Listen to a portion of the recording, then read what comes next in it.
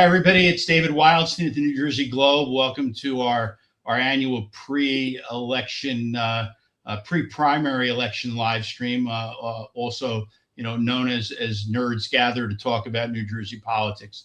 I am joined by Micah Rasmussen, the director of the Rebovich Institute of New Jersey Politics at Rider University, and a Telly Award-winning producer and professor, Joey Fox, the Washington reporter for the New Jersey Globe, and Zach Blackburn, the Trenton State House reporter for the New Jersey Globe. We're going to talk tonight about a bunch of the competitive primaries that are coming up on Tuesday. Early voting started yesterday. We're not seeing the kind of early voting numbers that we certainly saw last year in the gubernatorial primary, but nobody expected us to. So this is not something that we're tracking very closely, at least not until probably the end of the week. So why don't we go right into what are really the two what I think are the two best primaries in the state. If you guys disagree with me, we can add more in, but those are the Democratic primaries for Congress in the 7th and the 12th. And the 7th is one of the most closely watched House races in the country. Two-term Congressman Tom Kean is running for re-election. This is a Trump +1, Sherrill +2 district. This was, there's just no place in New Jersey that is more competitive than this district. Joey, let's talk right now about the Democratic primary and sort of lay out the race and what we're looking at. Yeah, I think that if I were to do a full overview of the race, it would take me maybe 12 minutes. So I'll sort of break it off partway through and let someone else pick up where I leave off. I think heading into this year, and this is going to be true in every race we talk about, but I think it's clearest in the 7th and the 12th districts. This was the first cycle where candidates went into the race knowing that there wouldn't be county lines and knowing that the race would be fought along very different kind of rules than prior New Jersey races, where the types of party endorsements and local support that were sort of the bread and butter of your average New Jersey congressional campaign, even just 2 or 4 years ago, now just doesn't carry nearly the same weight. But then that's kind of funny to mention with regards to the 7th district, because I think that just about everyone agrees that the front runner, maybe you disagree on how much she's a front runner, maybe she's a slight front runner, maybe she's the heavy favorite. We can sort of talk about that. But the universally acknowledged front runner, Rebecca Bennett, did follow sort of a traditional New Jersey political congressional campaign path to pretty great success, where she really worked the county conventions. She won 4 out of the 6 conventions in the district, and the 2 that she didn't win are the 2 smallest, least relevant counties when it comes to a Democratic primary. The 4 that she did win account for something like 85% of the district-wide Democratic primary vote. And she, even before she had those convention victories, she was the best fundraiser in the field, where she has just been able to consistently raise $500,000, $600,000 a quarter without any self-funding. All of her opponents have sort of struggled to even match her with self-funding. So she's sort of taken off in those 2 ways. She's a former Navy helicopter pilot who went into the healthcare business for a few years. She moved to New Jersey in 2019, is now on her first run for elected office. She was sort of a apolitical / loose Republican in her early years, became, I guess, radicalized, shall we say, to the Democratic Party by Donald Trump in 2016, and has been a pretty firm Democrat since then. So she's just someone who kind of fits the model for this district. And I think, honestly, you can make different arguments about how all 4 of the Democratic candidates running for this district fit the model in some way. The other one, since we haven't mentioned their names yet, Tina Shaw, who's an ICU doctor, Michael Roth, who worked at the Biden administration's Small Business Administration, and Brian Varela, who's a childcare businessman who actually ran for a different district in 2022 and then sort of went into the Morris County Democratic grassroots. So they've all got their real arguments to make. They've all been spending a lot of money. But as is always the case in these races, if fundraising points in one direction and party endorsements point in one direction and polls point in one direction, we've had a few polls. They've all had Bennett in the lead, although to varying amounts. then you have to assume that that person is the most likely to win. But there's been a big change in the race recently, and this is where I'll let someone else pick up. But where there is some spending that is clearly designed to make it so that Bennett is no longer the favorite and is no longer the sort of shoe-in for the district.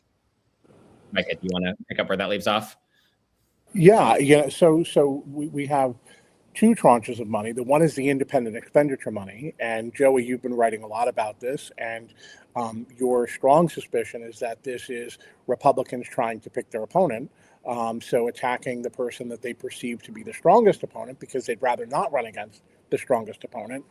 And then, so that's been quite a bit of money. And I think that Bennett has responded urgently to that and through her surrogates and supporters, and is treating it very seriously and trying to say that it's, Republicans attacking her because she's the strongest, doing exactly the things that you would want to do in the last week. You don't want any surprises. But then she's also facing an onslaught from, onslaught is maybe too strong a word, but Tina Shah, one of her opponents, has gone negative on her. And I have to say that we all looked in the debate that we sponsored and that we held in Rahway. We didn't see a whole lot of daylight between the candidates. We saw some, but we didn't see a lot. One of the things that has really set Shah apart now is that, and really this is the case not just in this district, but maybe in any district in New Jersey, is we haven't seen a lot of Democrat on Democrat attacks. And so there's been, I think, an enormous backlash against her and Shah, and she has kind of set herself apart from the field in that way. And I think that among people who are following, this may prove to be a mistake, or it may be the traction that she needs to get the message across to voters who are going to see the ads. Right. I mean, we are always going to talk on these things where if there's a front runner in the race and you have to say, like, well, why hasn't anybody else tried to really dent them? And I remember having this conversation constantly during the governor's primary last year, where Mikey Sherrill just sort of kept on leading in polls, kept on being considered the front runner, but everyone was a little bit antsy to it didn't feel right to attack her. None of her opponents wanted to be the one to come out and say, Mikey actually sucks. And when they finally did, it was with sort of these scattershot attacks that you could tell, like, even just as they were airing, were not really well designed to land. They were a bit all over the place, and they never settled into a coherent message. And so, we can say, like, wow, it's surprising that in this Democratic primary, one Democrat would be attacking another. And you've got people criticizing Shah for that. You've got Tom Malinowski, the former congressman from this district, criticizing Shah for that. But at the same time, you have to think, well, okay, if Bennett was the leader and nobody was doing anything about that, then did they even want to be in Congress in the first place? Like, that's what you have to do in a campaign, right? Is if somebody else has a lead, then you do what you can to damage it. Yeah, and one of the issues, and we saw this last year too. I heard it from I think all of Cheryl's opponents in that primary of, well, if I attack Mikey and I spend money attacking Mikey, I may take votes away from her, but I'm not getting those votes. I'm paying to help somebody else. So when you get this crowded race, it becomes fairly. It's a difficult decision to throw the first punch. And from the time that mailer hit, was it a week after our debate? A little less than a week. So they stood on the stage together and it was sort of kumbaya, but they didn't, nobody jabbed them, each other face to face, which, I always think is interesting. The other thing I find really interesting about this field is that, we've got people, and in this district, very possible that one of them is going to be in Congress. And these were people who started with virtually zero name ID, right? I mean, Rebecca, nobody ever heard of Rebecca Bennett, or Michael Roth, or, Tina Shah had sort of, talked about running 2 years ago, then decided not to. Brian Varela, had come from Hudson County. These are all newcomers who just sort of emerged on the scene. And Zach, I'll bring you into this. Is it an advantage when you get a candidate who starts at zero? that just has nowhere to go but up? It definitely lacks some of the disadvantages that exist if you come into a race with baggage. I mean, if you look at Sue Altman, she ran in the 7th 2 years ago. I was about to say last year, time flies. But 2 years ago, she ran the 7th, and her history as director of the Working Families Party of New Jersey was something that they were able to peg to her pretty easily. And even if she hadn't had that history, she might have fallen short anyway, given just how 2024 looked. But that's not something that exists to nearly the same extent for any of Bennett or Shaw or Varela or Roth. And now, just to quickly butt in, now she's experiencing it once again in the 12th. Right. So her progressive past was a hindrance on her 7th district run, and now her slightly more moderate turn in the 7th district past will be a hindrance on her 12th district run. So yeah, exactly. And so she's getting like a little double layered experience of that. I think it's also potentially helpful. I mean, we know that. We hope he's feeling better and hope to see him back soon. But we know that Tom Kean Jr. hasn't been present in Congress for a couple months. And so being able to show politically, being able to show a fresh face, being able to show presence and saying, I'm here to stand up for our district right now. Yeah. It can be a useful tool. We should talk about Kean. Since this is, I don't think there's anybody in the New Jersey delegation that's getting more national exposure than Congressman Kean is. It's not what he wants. This week, Delaney Hall, everyone's getting the exposure. Yeah, I guess you're right. It's a weird one. I guess you're right. Do you call Rob Menendez a carpetbagger because he's spending, just about every day in LaMonica McIver's district? It's close enough. Yeah, it is. Look, Congressman Kean, has a personal health issue, and while he says that he's going to be back soon in the next couple weeks and is going to explain, what's been going on, he hasn't yet, and this really puts the Democratic candidates, whoever the nominee is going to be next Tuesday. I don't want to jinx it. I don't want to say we'll have a nominee on Tuesday and then we're looking at August waiting for some Superior Court judge to schedule it around a vacation time. But I actually shouldn't say that these days. They have been actually pretty good lately. But Kane's got to sort of reset his career right now. And I think he's got to assure his own donors and his own party that he's going to come back and everything's going to be fine. But this is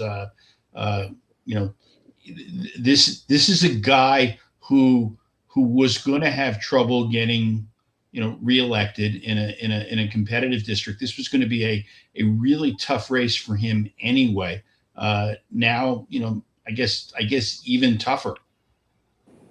And I mean, I don't want to opine too heavily on this, but I do think that the way that he and his office have gone about, the absence has sort of it's robbed them of a sympathy factor a little bit. Where I think in another world where they say pretty much immediately what's going on and why it's going on and how long it might last, to the extent that they know those things, the news stories immediately would have been that. And then everyone has to proceed from there of get well soon, Congressman. We hope to see you soon. The fact that it turned into sort of a mystery and for a lot of journalists, basically a treasure hunt where they're visiting the Kean Island and knocking on his door and subpoenaing 911 records and stuff, that turns it into an entirely different kind of story and one that they definitely did not want and I imagine did not really anticipate. And it sort of it gives the Democrats running for the district a little bit more cover to, if all they were able to say was get well soon, Congressman, then, okay, that's all they're going to say. They can say get well soon, Congressman. But when we asked them the question at the debate, it was sort of tinged with this extra edge of get well soon, Congressman, but your constituents need to know where you are and what's happening. Especially given recent past in New Jersey. Right. The fact that New Jersey getting sick. Right. Several congressmen die and another come very close to dying, with varying levels of transparency in each case. Yeah, and I think that what you're talking about, Joey, has made it harder for him to climb out of the hole that he's in, right? You know, when I remember a comment very early on from Bill Palatucci and said, this is going to be a blip on the radar screen. People aren't going to remember this in the fall. They're not going to be talking about this. Well, the way that it's been handled and the mystery, and even now, not answering, right? He's going to answer when he gets back, or we don't know. You know, he's been saying 2 weeks for a long time. It's been 2 weeks. So he's got a lot to do for a very private guy to get up to transparency, and he may or may not have it in him, but answering those questions are certainly where it starts. And I think he's prolonged it and denied that solution that you're talking about, or that evolution of thinking. You're right. People want to understand. People can be forgiving, but only if they understand. And right now they don't understand. And so I think he's taken a problem that may have been short-term or could have been short-term, and he's really dragged it out. And now we're looking at something that is almost surely going to be a discussion in the fall. Although, I mean, you have to wonder, like, okay, so then let's say he comes back sometime in June and he reveals what was ailing him the whole time. Then that's sort of a genuine fork in the road for whoever the Democratic nominee is, okay, he's back. He said what it was. He says that he's going to be fine to keep on going and campaign and, you know, legislate and whatever. How hard do you hit that still? Like, how much do you believe that voters will still care about that as an issue versus how much do you think voters will see that as kind of punching down on a guy who had a health issue like most Americans do at some point in their lives and then recovered from it? I thought I saw a preview of what the framing would look like for the fall, assuming what you're talking about. And this is tough. But, you know, he found time to talk to Republican officials. He found a way to do stock trades, which may not have involved him personally. He even found a way to fundraise during this time. He had time for everything but his constituents. Now, again, is that tough? Absolutely, that's tough. Could you see it? Absolutely, you could see it. So that's the way that I think that it drags on potentially. So once he gets back, you know, how he proceeds from that point is going to, you know, obviously make or break his reelection prospects. If he's, you know, does some interviews, he's forthcoming. I don't know, I can only take him, you know, at his word for what he said, which is that he plans to discuss it. But, you know, he still has to, he's got to make up for some lost fundraising time. That'll put him on call time with donors that you know may not have him out in the public. We're going to see what his schedule looks like, and events that he goes to, and is he where is he walking in July 4th parades? You know, this is going to be very much on him to sort of determine whether the public is going to, you know, say, yeah, people get sick, he's okay, I'm convinced he's okay, and you know, this is going to rest where he, you know, on the decisions that he makes over the next few weeks. Yeah. The bad news, David, I'm sorry to interject, on the fundraising front is that he raised about $160,000 in the quarter. We know why, right? He couldn't be doing call time. To be clear, just in the pre-primary period. So Correct. Thank you. Our sense is that that's from auto renew type stuff, recurring, internet donate, things like that did not require call time. That's the bad news. Of course, the very good news for him is that he's sitting on a stockpile of about $3.4 million cash on hand, which is far ahead of where his opponent is going to land on the primary day, which is going to be at zero. Yeah. Which is part of why you have to think that, you know, you can see why. So I'm proceeding with the basic assumption that this PAC that's spending against Rebecca Bennett, Real Change PAC, is Republicans. I have none of us have super definitive proof of that yet. But I think there's a lot of circumstantial evidence pointing towards it. I think the thing that convinced me even more thoroughly than I already had been was this morning, the same PAC started spending on a Maine race where they just coincidentally happened to also be spending against the DCCC supported candidate and in favor of a more progressive candidate who, like, national Democrats have been placing blind quotes about for months saying that he's no good and that he'll lose and whatever. So it's just like, I cannot imagine any donor out there having a specific vested interest in promoting progressive candidates only in swing districts and only against candidates that DC Democrats like better. Like that's not a thing that any donor would think to do, other than if that donor was Republicans. So, and I think part of the reason, I think there's a few reasons why Republicans have decided that Bennett is the one that they want to try to sink in the 7th district. But one of them is that she is the one of the 4 Democrats who is best positioned to, yes, any Democrat will start at a financial disadvantage against Kaine, but she is the one who is most immediately positioned to make up that gap. Right. She has a fundraising apparatus in place that can just print money, basically. And I think that you might see something kind of similar to Sue Altman against Tom Kaine in 2024, where, yes, you started a deficit, but by the time you get to September, October, you're outraising the incumbent. Democratic small donors are just, a more powerful force than Republican small donors at this point. And you're able to sort of keep parity with the incumbent.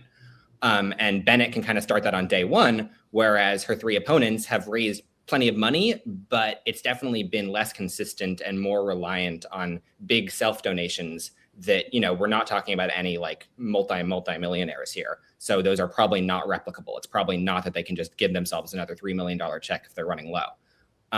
So I think that there's other things about Bennett that Republicans see as formidable. I mean, it's pretty like people were making the comparisons from day one that New Jersey Democrats have already found great success with former Navy helicopter pilots named Rebecca, and they just happen to have found another one. So there's obviously comparisons to be made there. But I think the fundraising part of it is a big part of the picture. What we're seeing across the country is progressive Democrats, more on the left than others doing very well in Democratic primaries. Brian, except that not always in swing districts. Right. Democrats actually seem to, I think obviously we've only been through whatever it is, some portion of the states in this primary cycle so far. But I think in general, you can see a pretty sharp dichotomy between how Democratic primary voters are treating safe districts and how they're treating districts they know are competitive. Right. 2016 and 2024 have given Democratic voters a premium on electability in a way that doesn't exist within the Republican electorate. Yeah, they're always very afraid of their own shadow in a way that Republicans are not. I think it's a lot of reasons for that.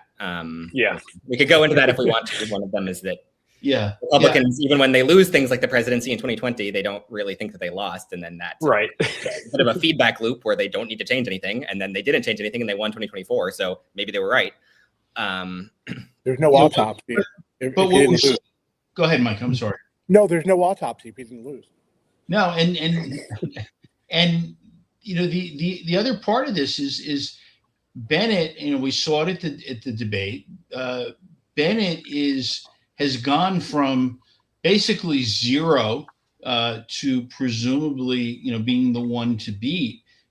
She's done so while, not, I would say, staking out more of a traditional, liberal agenda as opposed to left and further left and even further left. So positions that she's taken to win the primary, I don't think it's doing her any harm if she makes it to the general. And and I look at some of the others in the race. I mean, Brian Varela has he also put himself on the map. He put his own money into the race, and he's staking out the I am the most progressive candidate in the field, and in a 4 candidate race, I don't think you dismiss somebody who's working that grassroots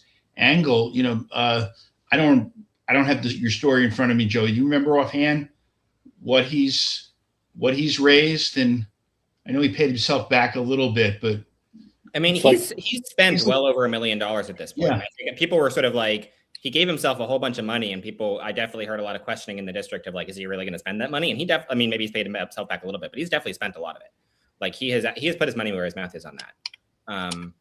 my sort of like slight reframing to be a little bit less generous to Bennett, maybe on your point, David, is she has sort of taken the most generic positions of the field, where it is the positions that just sort of, you're talking to your median Democratic primary voter, and it's the things that they would tell you they care about on average, which is stopping ICE and protecting democracy and, fighting Trump's Medicaid cuts and what have you. And I think that all three of her opponents have, in various directions, Varela being the sharpest and most progressive, but sort of tried to stake out more specific policy angles and specific pitches to voters that go beyond sort of the basics of what Democratic voters are looking for. But they're doing that in part because they recognized that Bennett is the one to beat, and you need to find a way to differentiate yourself from her. And if this were a safe D district, I think that what Bennett is pitching and the way she's pitching it might not be enough. But in a district where a lot of voters are, I think that in the Patrick Murray poll that came out, he asked a question where it was like, what's most important for you in a nominee? And more than half of people said that, I'm most interested in selecting whoever can beat Tom Kean Jr. the easiest, pretty much. And if that's really the frame of mind the voters are approaching this from, then you can see how they would land on Bennett, even though they might be to her left, or they might like some of what Michael Roth is saying, or whatever. Look, I really hate to make the comparison to the governor's race, just because it is so blindingly obvious, and all of the weird little details about it. But this is a similar playbook to what we saw Mikey Sherrill do last year. She grabbed that liberal, median liberal lane in the Democratic electorate. Her opponents had to either go to her right or her left. She got overwhelming support from county parties, and she ended up being someone that Democrats realized they could coalesce around to beat the Republican in what was perceived to be a competitive race. It's just it's too obvious of a comparison between the two. It's really weird. I think that one of the things that they just, I just remind everybody of from last year's primary is that, yes, everything you said is true, except that Mikey Sherrill, with her bio, with her record, appealed to progressive voters. She won county. The only two counties that Bernie Sanders won were Warren and Sussex. Mikey Sherrill won there. She was. I think she won Maplewood. And you guys know that I think Maplewood makes Joey's going to look it up and check this, but she represented Maplewood, and she did well there. And how well, Joey? What is it? Sorry, it's taken me a second to get to it. Maplewood. Okay. Oh yeah, you're right. She beat Phillip 31.5 to 30.8, and Baraka got 27.9. I knew that it was ridiculously close three-way. So here you have Maplewood, which makes Montclair look like Mississippi, and she's doing really well there. So if you're going to compare Rebecca Bennett's game plan to Mikey, the resume to Mikey Sherrill, the positioning on issues, it's also, there's nothing to indicate that this might preclude her from also appealing to progressives, maybe for the same reason that you just said, which was the electability factor. And voters are just less, easily sortable into ideological lanes than we always like to pretend they are. I made this point a billion times at the governor's race, how people were like, if Phillip and Baraka had formed a joint team, one of them could have won. It's I don't think that the 80% of black voters that Baraka won in Newark would have just transferred over to some white guy from Jersey City. I just don't think that that's how it would have gone. Anyways, the point being here that, yes, I think that you could get self-identified socialists in CD7 voting for Rebecca Bennett, and self-identified center-right moderates voting for Brian Varela. Brian Varela has Steve Sweeney as one of his endorsers. Even on the political level, these things don't obey clear ideological boundaries. Before we move on to the 12th, we haven't talked about Michael Roth much. So Michael Roth gets in. He had some early fundraising success.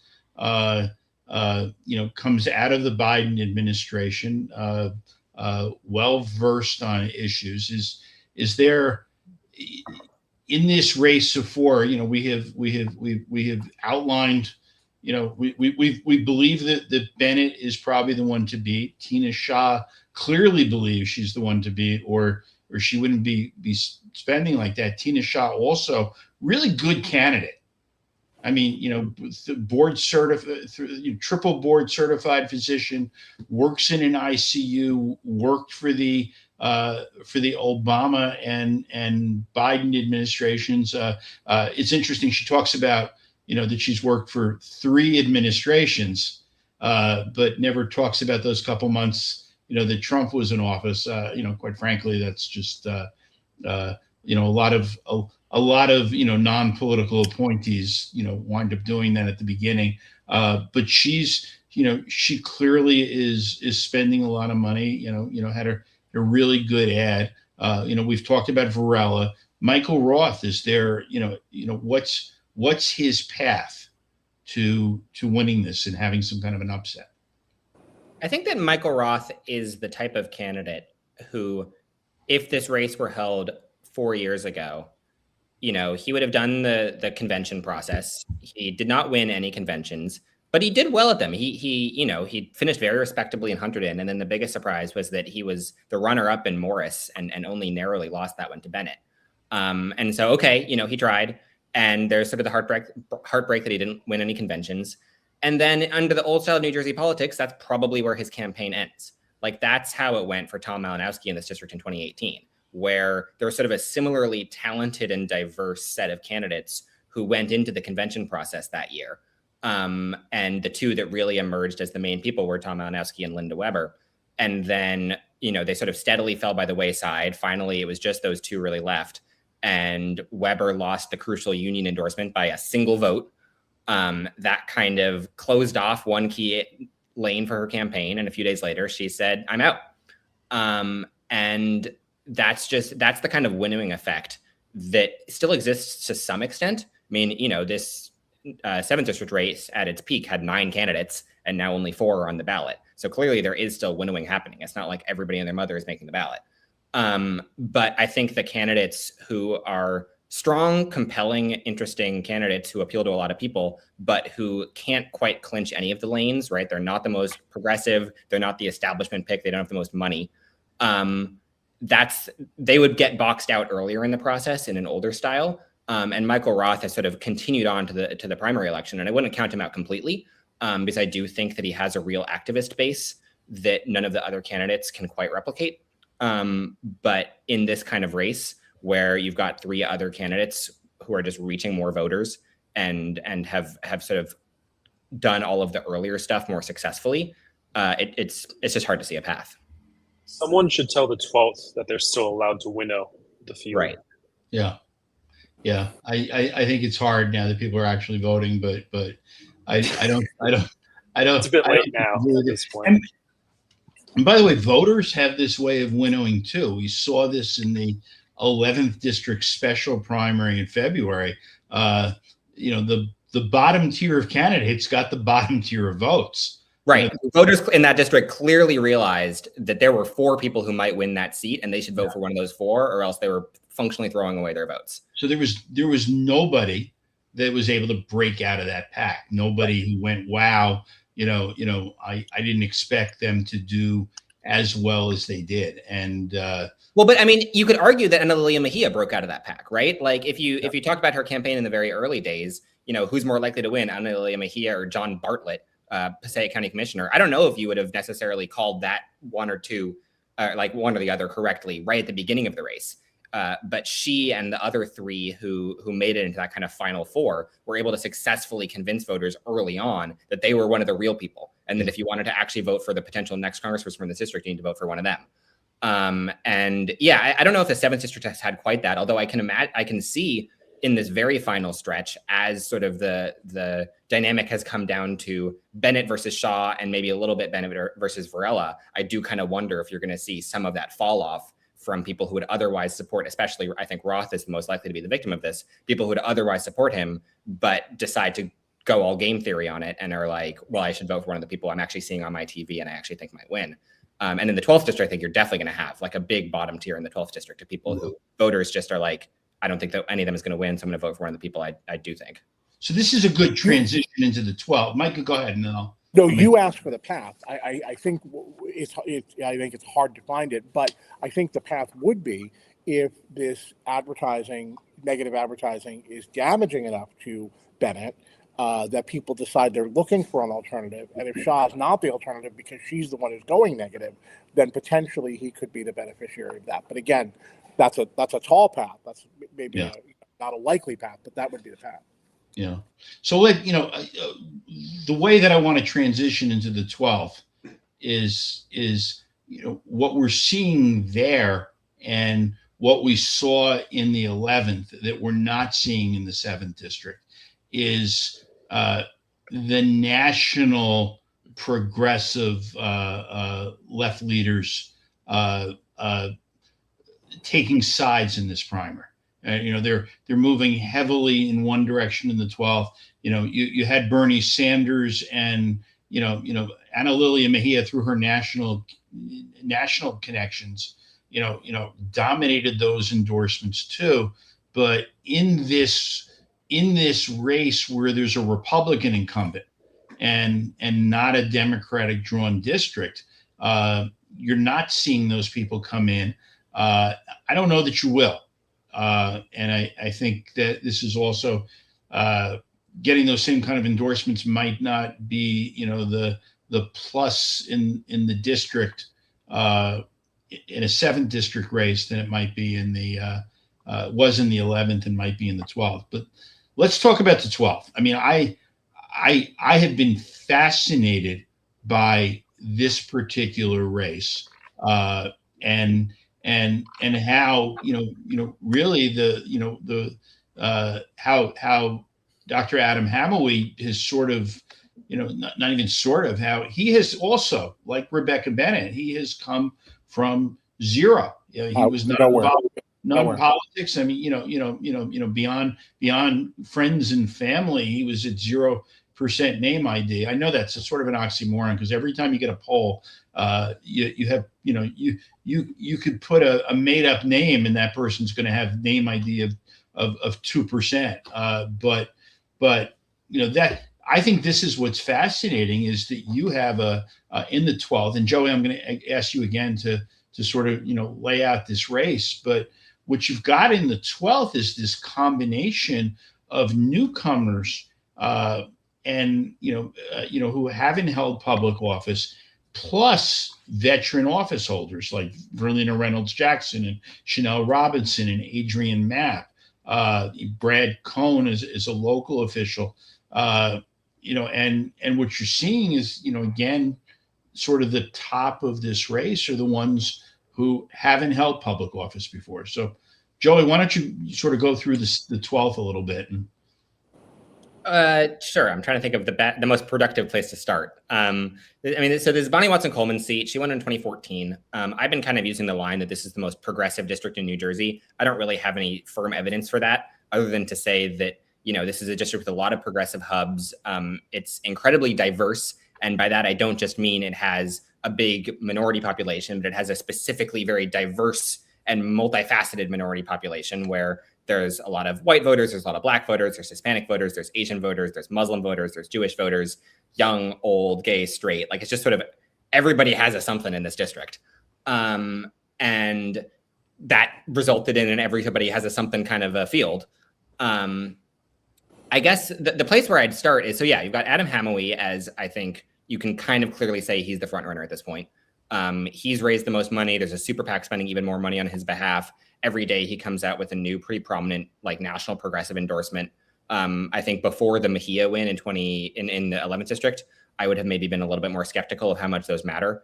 But from my conversations about that 11th district race, it actually does really seem like a certain core of voters care about that kind of stuff a lot and are paying pretty close attention to it. You've got Sue Altman, who is, I think, the other big non-elected official candidate. As we were talking about before, former Working Families Party state director, former 7th district candidate. And then I think the other three people who are likely to finish at least decently on Tuesday are the three county party endorsees from the three main counties in the district. So that's Verlena Reynolds-Jackson, Assemblywoman in Mercer County, Brad Cohen, East Brunswick Mayor in Middlesex County, and Chanel Robinson, Somerset County Commissioner in Somerset County. And if the 11th district was sort of a first warning bell for how county parties need to approach politics differently in this new era, I think that this is a screaming siren, because each of the county parties clearly approached this race from the perspective of, well, one of our county people is going to be the next member of Congress from this district. So we're going to support our own county person, and then they're just going to duke it out.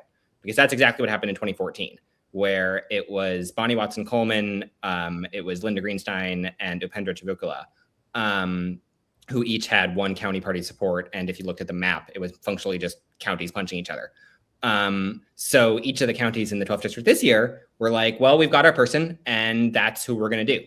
And that has allowed them, I think, to get completely kind of bowled over by especially Hemingway, who comes in raising significantly more money than any of their people, who has significantly more national connections, and who was able seemingly to just sort of immediately connect with a district-wide Democratic base rather than just having his own little fiefdom, the way that a lot of these local and state politicians have kind of trained themselves to do.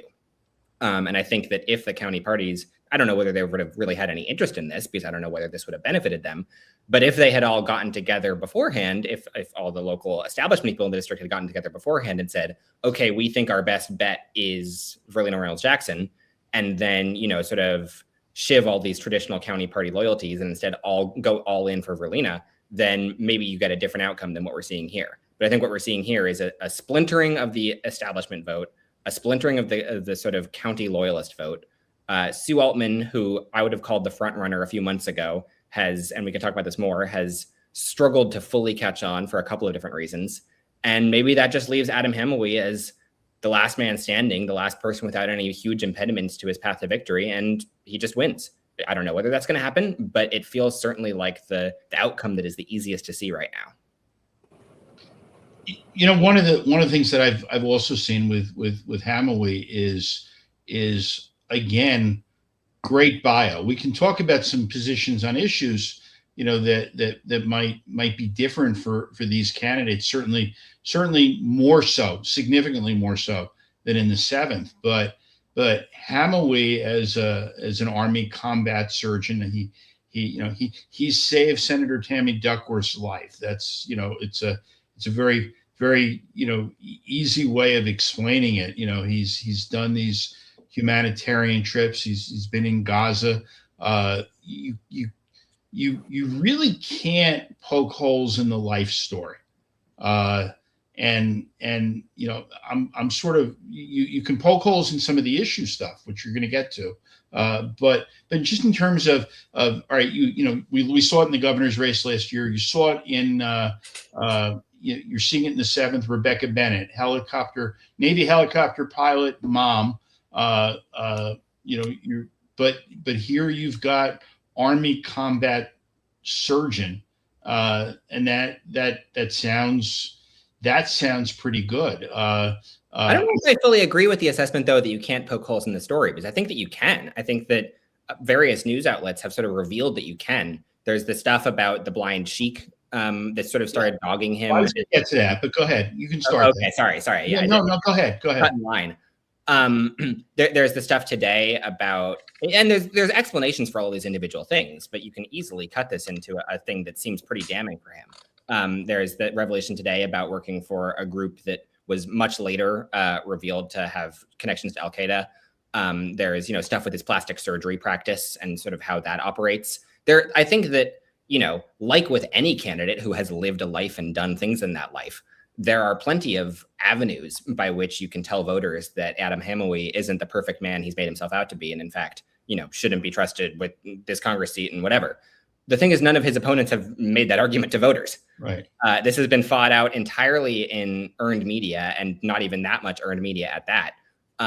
And no one has tried to actually make the coherent case against him beyond just sort of generally referencing the stories that are coming out, but not being willing to dip their toes in further than that. So why not? I mean, Mike, I'll start with you. Why? You saw this in the 7th. Rebecca Bennett came from zero, wins conventions. Learns how to raise money, learns how to be a good candidate, and nobody tried to nobody used she used to be a Republican until after people were already voting. You've got this same issue in the 12th. Now these things are coming up. I agree with Joey completely. Regular voters don't know about this because nobody's put money behind this messaging. This is all inside the bubble talk. So my question to you, or to the three of you is why hasn't anybody done this? And when I say anybody, I mean like where's AIPAC, who got so involved in the 11th district, against Tom Malinowski, who's they didn't really have a huge gripe with him on votes when he was in Congress. They spent huge amounts of money. They took had people second guessing their strategy. Here they are with a candidate who is going to be has been openly attacking AIPAC. Where have they been? What are they? They could have come in early, done the blind sheik story, found everything that's been found about him so far has been lying in plain sight. It's not like anybody was waiting for the Pentagon to fulfill a FOIA request. Why didn't they see the Hamwi surge coming and do something at a point where they might actually be able to stunt his growth in this race? Well, I think what AIPAC realizes now, that they better understand now than they did in the 11th, is that they are a toxic brand in the Democratic primaries this year, in this cycle. And that whatever they would do and whatever fingerprints they would have would boomerang on them, and it would backfire on them, and it would make I think it would make Hamwi even stronger among Democrats who would see that as badge of honor. So I think that's the reason why they are not. Part of the reason why the candidates, his opponents, have not, we already talked about, is the fear that in a 13-member field, just because you are doing the attacking doesn't mean that you're going to be the beneficiary of, if they come off of him, that they're going to come to you. There's certainly that element of it. And finally, I think that the other candidates are very afraid that they will be called anti-Islamic, that they will be called, called out for, behavior that they don't want to have to be responsible for. Sue Altman made a charge early on and was called out for it, and she felt compelled to apologize for it. And so she was a little bit burned by this, and I think that everybody wants to be really careful about this. So I think you have a confluence of reasons. And I'll say this, regardless of how you feel about these issues, when you have a field of newcomers, when you have 12 or 13 candidates in the race, that's a lot for voters to sift through. When the advertising is not necessarily illuminating, it's more disinforming than it's informing, or it's not really informing. That's a lot for voters to sift through. So I think voters could use a fuller discussion of this stuff, but they're not getting it. I also, a lot of the AIPAC's strategy escapes my understanding. I would just say that. But I can't help but wonder if they considered Tom Malinowski a more serious threat to them than Adam Hamwi. And I mean that because Malinowski would have been set up to go into Congress as experienced legislator, a respected Democrat among the party, and he'd already signaled a desire to try to start moving, dark money out of politics. And if they were worried that Tom Malinowski could be the actual impetus for that sort of reform in Congress, it makes sense for them to try to knock him out in that way. But they might not feel that the same way about Adam Hamel. He's more likely to take some time getting used to Congress, take some time to learn how to be a legislator, how to gain influence in the party, who would be on the progressive wing. I can't help but wonder if that was part of their decision making. One thing that Hamel has told me, and I do think it's an interesting point, is that even though he'd be arriving as a freshman without any past political experience, he will be one of the few freshman congresspeople in history to arrive having already spent time in Gaza and like actually knowing the area from an up close perspective. And he kind of argued, that means that I'm bringing a perspective to Congress that literally no one else can have, and that people will sort of have to listen to me because I will be a voice telling them things that they have not been able to see for themselves. So I do think that's sort of an interesting point that he's made. As for the why hasn't anybody done anything about this, I think part of it is also, political campaigns can oftentimes be kind of sclerotic, slow to respond beasts. And I think that nobody really had a kind of theory for the case of a Hamel victory here until a couple of months ago, where, as you said before, David, he started out at basically zero in this district. He was, fun fact, the New Jersey Globe had published his name before he launched this campaign because he was Bonnie Watson Coleman's State of the Union guest. So he was at least a slightly known figure. He had connections to the Congresswoman, but it was not like he was coming in as some obvious juggernaut. And so I already sort of said how I think the county parties have misplayed their hand a little bit and got caught off guard by the way that politics works now.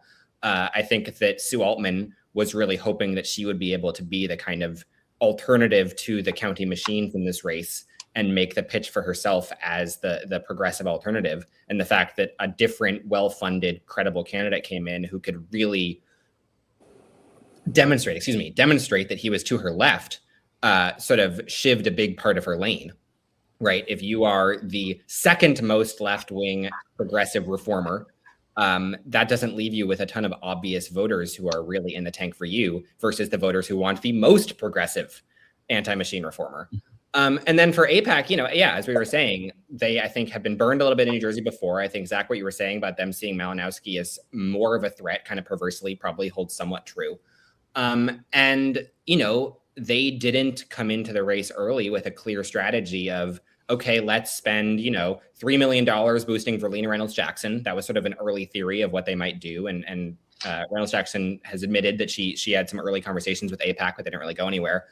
And spend another $2 million, bashing Adam Hamel. Clearly, if those discussions were ever held, they didn't really reach liftoff velocity.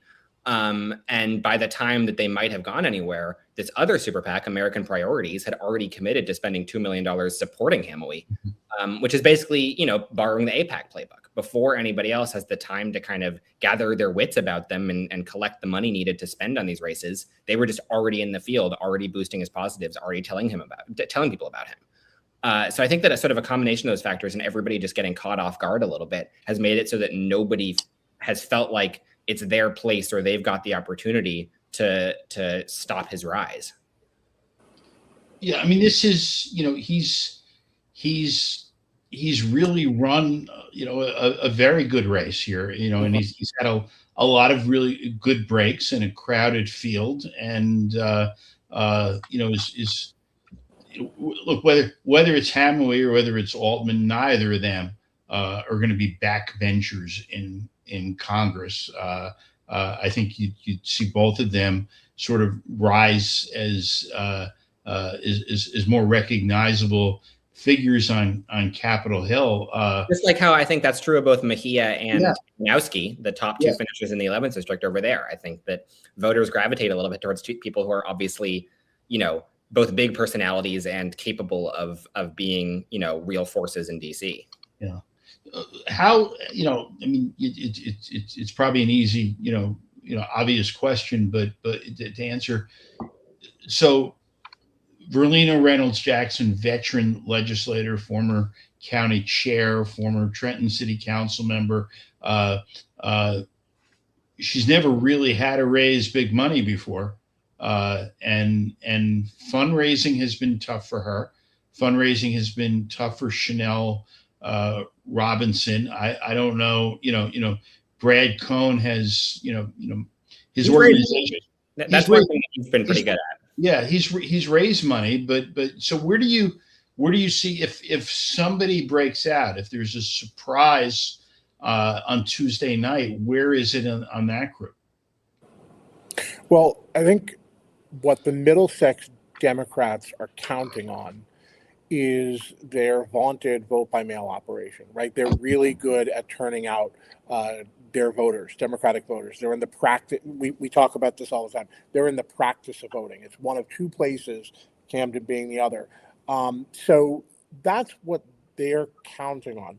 The problem, of course, with that is that they can't possibly know whether they're turning out a Cone voter or whether they are turning out a Hamilton voter. And, Essex County Democrats had that problem too in the special election. Yeah. So we just don't know. But look at all these Montclair Democrats coming to the polls. I can't wait for them all to vote for Brendan Gill. Ha. Right. Yeah, and by the way, to me, the best example of that is Mikey Sherrill won Camden County, not Steve Sweeney. Mikey Sherrill won Camden County, won it. It wasn't really that tight there. That's just based on voters making up their own mind. Yeah, he was close, but it was amazing that that she came out ahead. Yeah. I thought at our District 12 debate, there were two other candidates on the stage that we haven't talked about yet. 4 candidates that we haven't talked about yet that were on that stage. At least. Well, we haven't talked about Adrian Mapp.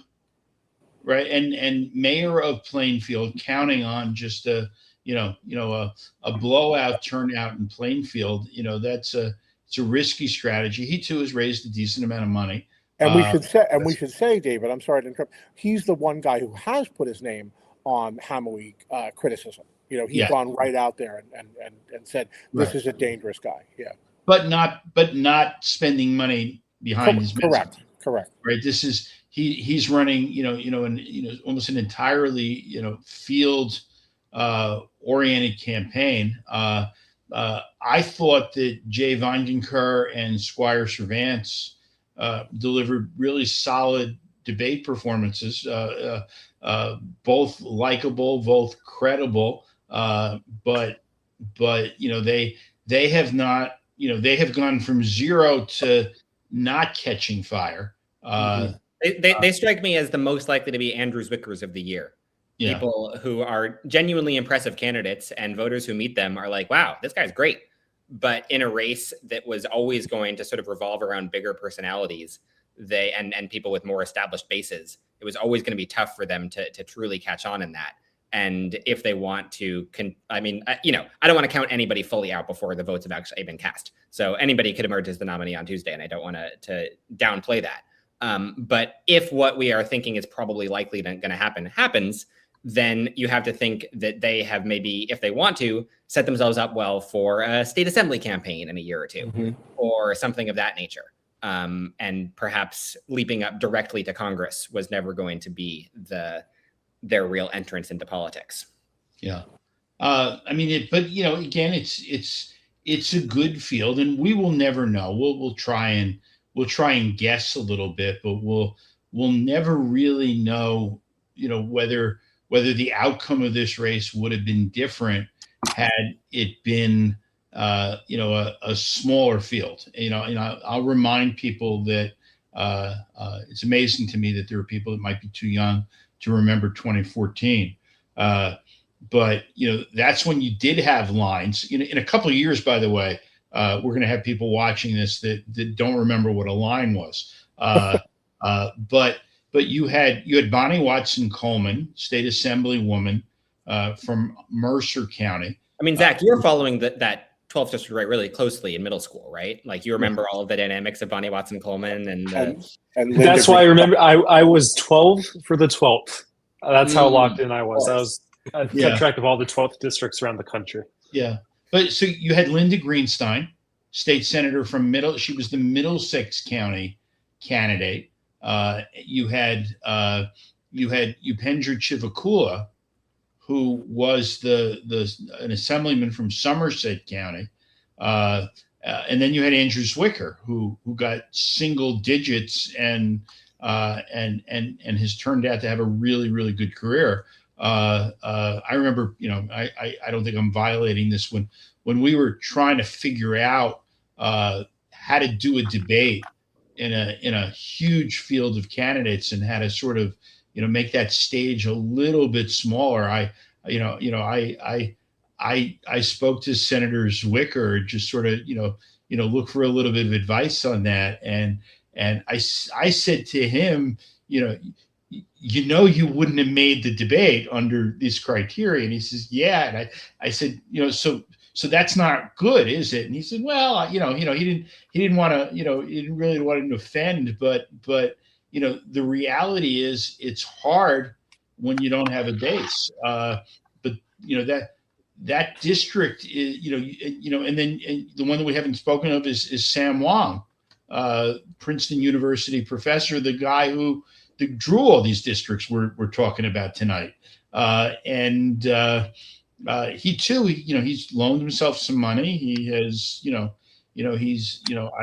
I have found my way on his text message list. So I'm wow, he's texting all of us. Yeah. I'm free. Yeah. I'm not getting texts, but the New Jersey voter is not getting them. But but again, this is that lane there of sort of Mapp and Weinenker and Cervantz and Wong, who are just there hasn't been the kind of connection that and the kind of influx of money and the endorsements that Hamilton was able to get. So, yeah, I mean, you do have to kind of see like how fickle of a business politics is, where Adam Hamilton, Sam Wong, Jay Weinenker, that whole crew Sue Altman came into this race with, give or take here and there, you can make arguments in various directions, but I feel like approximately equal credentials for becoming a member of the U.S. Congress, where not a previous elected official, but someone who is, sort of held real jobs, that done real things in the community, like an expert in certain things that they would then have to handle in Congress, not everything, because no one is an expert in everything, but some things. It is just sort of the way of politics that from that theoretically equal starting point, a couple of them have caught on and might be the district's next congressperson, and a couple of them seemingly have not. Yeah. And I think I have a feeling, I don't know for sure, that one of the takeaways of this cycle for New Jersey is that you can't be staring at a really good candidate on paper who's starting to catch on and starting to raise some money and think that you can wait too long to prevent them from rising to the top. And I think the lesson may very well be that if you're, first of all, you can't wait too long to get in these races anyway. We may see that for the state Senate primaries next year, but if you're serious about running and you see somebody else surging, you can't just hang out and wait and see if they surge. You have to do something proactively to impact that. Can we move on? Because we're trying to pace ourselves. Any last comments on the 12th? We'll have more next week, I'm sure, and more clarity. This is the one that I'm most looking forward to mapping. There might be some fun rainbow coalitions of various town colorations here. Yeah, and one of the things I like best about our post-election live stream is we actually do know what happened, or at least we hope we'll know what happened, and those are the opportunities where some of us, usually mostly me, sort of try and figure out where I went wrong on some of the analysis. But let's talk about, my segue into the Republican U.S. Senate primary is just to state the obvious. The person who wins the Democratic nomination in the 12th district is going to be sworn into Congress on January 3rd. This is a non-competitive general election district. It was Harris was in the 20s. I think Sherrill was in the 30s in this district. Republicans ain't playing in NJ12. Which until Rush Holt won it was a pretty solid Republican district in other forms. But let's talk about the Senate race. We've got a 4-candidate Republican primary for U.S. Senate to pick an opponent for Cory Booker.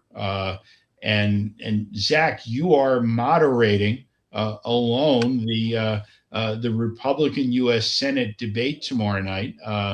So why don't you maybe lay out this race a little bit, and then I will make the obligatory comment. Maybe I'll just make it now.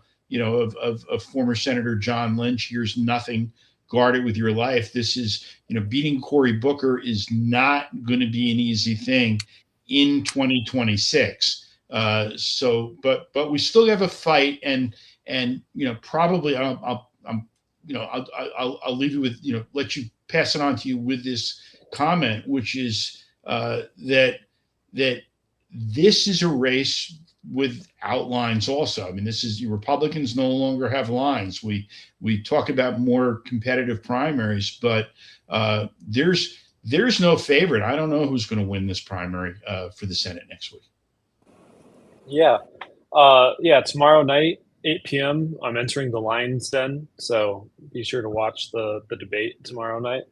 But yeah, we've got 4 candidates, all of whom, I should say, none of whom have a dominant base or a dominant lane, and all of whom have some claim to relevance to some extent. We have Dr. Robert Rebovich, Justin Michael Murphy, Alex Zidane, former News 12 reporter, and State Trooper Richard Tabor. And it's a really weird race because it's a statewide race that has relatively low stakes. There's not much spending in the race. There's no polling to tell us what's going on. There's the geographic and county level allegiances are going here, there, everywhere, and it's sort of I steal the line, but like, yeah, here's nothing. Let's see what you guys can do with it. And this is interesting because none of them come from particularly established political backgrounds either, especially in terms of, maybe we would have seen a county level official give it a shot just to boost their name and recognition, to get themselves some statewide experience. But that didn't even happen. There's very little interest in major political figures in the state in doing this. And so now we have a interesting little hodgepodge this next week. And I look back over the years. I mean, look, Micah would probably come up with the same name. That Christine Todd Whitman, viewed as a sacrificial lamb against Bill Bradley, and then all of a sudden, 35 points down, she is for part of election night leading Bill Bradley, who was just an iconic senator in New Jersey, and that set the stage for her to win the governorship twice. Had she not run for the U.S. Senate, she was not the same candidate for governor in '93. So there. Of course, the biggest difference. Sorry, you go ahead. No, go ahead. There is something gained by running, depending upon what you're able to do with it. Very, very true. Of course, what we saw coming, we didn't necessarily see her chance coming, but what we saw coming was just a disastrous environment political environment for Democrats. We knew that, and that's not very much not the case this year, right? The opposite may be true. A deteriorating environment for Republicans. So, whether or not this is the year for them to break their streak, the Bad News Bears, I guess we'll have to see. Zach, you're absolutely right. Not a lot of spending. If you're looking to that as a guide, Rebovich is at the top of the heap with $150,000 raised. Zidane about 50, Tabor about 10. I mean, it's Murphy 15.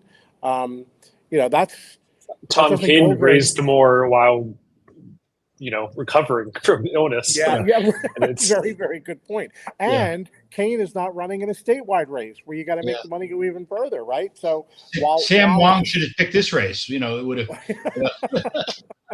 While Booker is sitting on $32 million, right? Yeah. So, I think that you have to assume that most Republican voters are going into the voting booth having no real idea who these candidates are. And in the past, the way that New Jersey has always dealt with that kind of election is the county line, where fine, you go into the ballot booth not knowing who anybody is. Maybe you know your local congressman or whatever. Then you look on the line where your local congressman is running. You find all the other people on that line. You go, sure, they seem all fine. I trust my local Hunterdon County Republican organization, whatever. Yeah. The fact that it is entirely down to ballot slogans, whether maybe you got a singular piece of mail from one of the candidates at one point, whether you thought to Google the names beforehand. I mean, I think that we're going to get just a bizarre scattering of votes here. Potentially also, this is actually something I now that I'm thinking about it, I should look at some undervotes where people go into the voting booth, say, I've never heard of any of these guys, and just don't vote in that race because they don't feel well informed enough to sort of make their opinion known in it. It's just going to be weird. It's going to be, in the 2024 Senate primary, which was similarly a low info primary, although the two Republican candidates then were definitely running more real campaigns and actually communicating with a decent number of voters. That was the last Republican primary where the line was still in effect. And you saw incredibly sharp county line boundaries where two neighboring towns that are otherwise basically identical voted completely polar opposites if the county party organizations were backing opposite candidates. But in a world where voters don't have that easy fallback, I think they genuinely might be casting votes at random or for whichever name is the first on their ballot or whatever. And you kind of hinted at this a little bit, but I wonder if in a low ID, low knowledge, low money election, this would be a scenario where, voters have to fall back into something. Why not the slogan? Why not the endorsement of the county party? So maybe this is an opportunity for county parties to actually flex a little bit of muscle and say, you've got no one else to tell you who to vote for, so just follow the slogan, baby. Which is why Alex and sneaky little strategy to give himself some of the slogans where it was like official Republican endorsed candidate when he was not the official Republican endorsed candidate. That might genuinely muddy the waters to a non-negligible degree. I mean, this is I'm thinking now about the late Jerry Pomper who passed away last week. Who was one of the foremost experts in the country on voting behavior. I would have liked to have asked him this question about what happens when you have four candidates. There's no line. None of them have any money. None of them have any name ID. And they may have the support of county organizations, but the county organizations aren't spending a lot of money to turn out primary voters this year for a Senate race. I mean, Zach, since you're leading the debate tomorrow night, I'm going to very quickly. I'm just going to ask Zach Blackburn. Raise your hand if you've heard of Jeff Bell. Raise your hand if you've heard of Richard Pizzullo, Brian Goldberg, and Murray Sabrin. And back in 2014, two Booker he raised his hand. He's heard of him so little that he decided I got it here. I'm out. God. He's busy Googling these names, but the reality is 12 years ago, two Booker terms ago, nobody wanted to run against Cory Booker, who had just won the seat in 2013. 14 was a much better climate for Republicans than 26 is likely to be. And what you had lines, but the lines were all over the place. Bell had some, Pizzullo had some, Goldberg had a few. I don't know if Sabrin did. But what you had here was a four-way primary that was 29, 26, 25, 20. I would not be surprised to see something similarly. Yeah. I mean, Jeff Bell won. He won the Republican nomination by 4,600 votes, And here's the thing that should, I think a lot of younger political junkies don't remember is Jeff Bell in 1978, as a former 35-year-old Ronald Reagan speechwriter, he beat a 4-term United States senator in a primary. He beat, Clifford Case, the last Republican in 1972 to ever win this seat. And he beat him. And between 1978 and 2014, with a lot of years of Virginia residency, he came back to New Jersey and nobody remembered him. He didn't, Right. He just didn't have, there was no base left. I mean, I think, Joey, I think what you said is right. We might very well just see this. We might see a race that's, maybe by a couple thousand votes, not, there's nothing about this race that will surprise me. I'm hoping there's a breakout tomorrow night. Maybe somebody will have a viral moment in the debate tomorrow night. I mean, it was a great, your expression was great on that, Zach. And look, viral moments don't necessarily mean a good night for the person who's. You've written all of your questions, but that would be a breakout. Yeah, all your questions with the viral moment in mind, right? Like, I can't escape it. Yeah. Hit him on the. Do you believe on that there's intelligent life on other planets? That we got disagreement on in another race on that one, but yeah, this is I don't know what you do here. I don't know what a campaign does. There's nobody self-financing. There are. Rebovich did give himself a bit of money, but I mean, I'm having flashbacks of Christy Whitman. Funny as it seems, $100,000 is a lot of money to some people, but it's not a lot. He spent a lot of money to get on the ballot because he got in very late, and we're not seeing ads. I don't think there's many mailings. Going on there beyond what, maybe some local organizations are doing. And there's no earned media. I mean, nobody's, for whatever's left in terms of reaching, through the legacy media, reaching actual voters. They're not covering this U.S. Senate race at all, not a bit. So just like we're saying that voters could be looking for slogans, something else that they may look for, and we see this sometimes, it'll be hard to know whether or not this is what happened. But Murphy could pay a penalty because that's a dirty name in Republican politics. People could be looking at names and say, "Oh, I don't want that Murphy guy," right? I mean, that can happen. So I had a Republican argue against.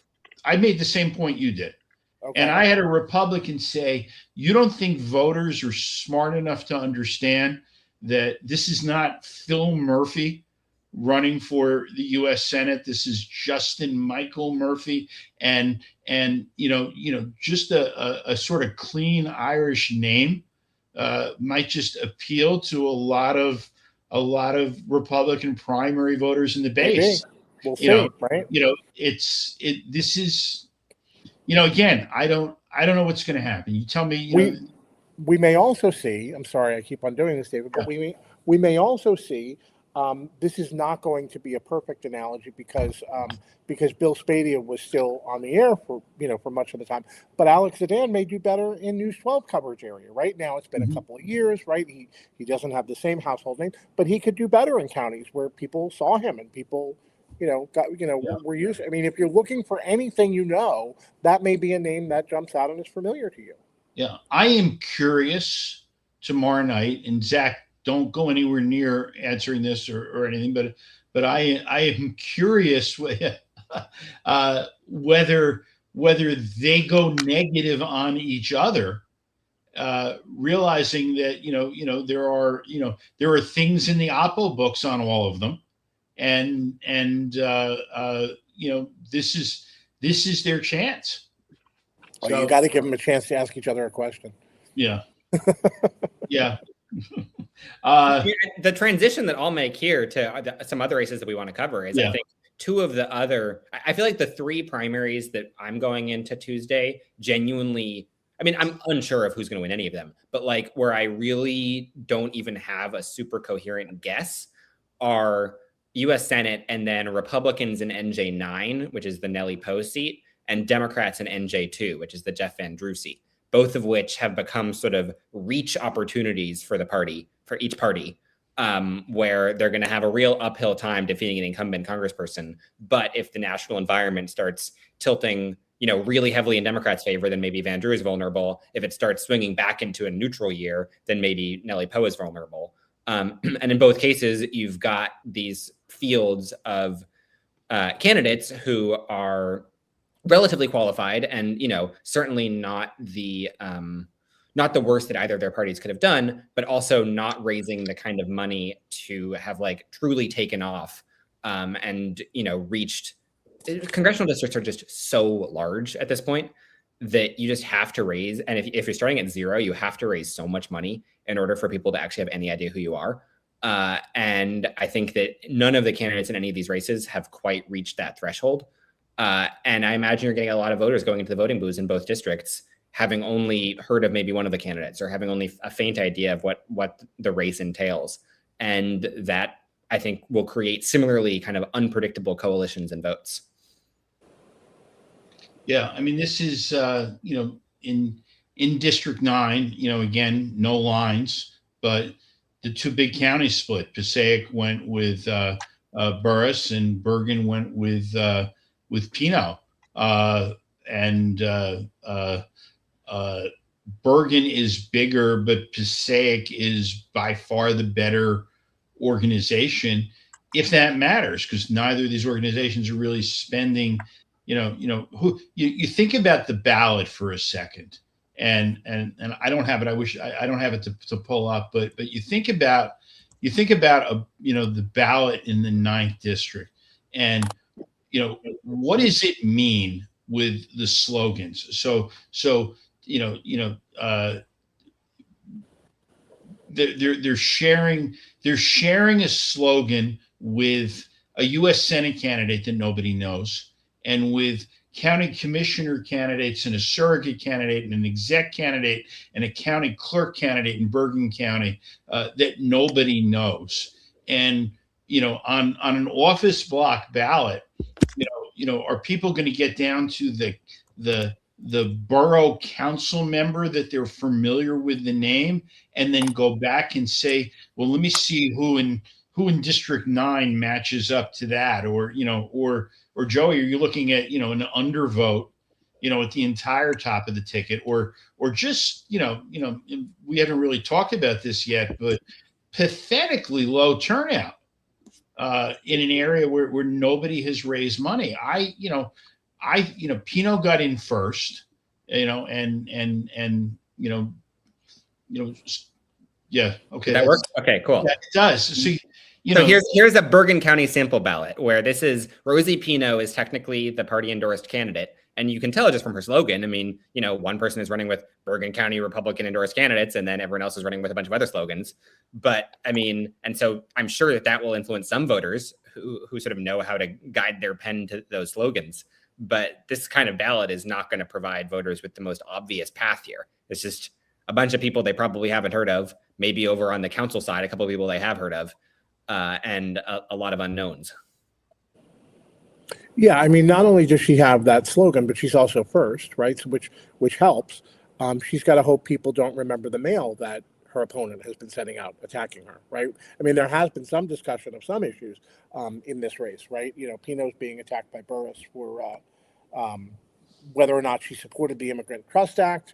Is one issue, and the other one is whether or not she'd endorsed Poe in the past.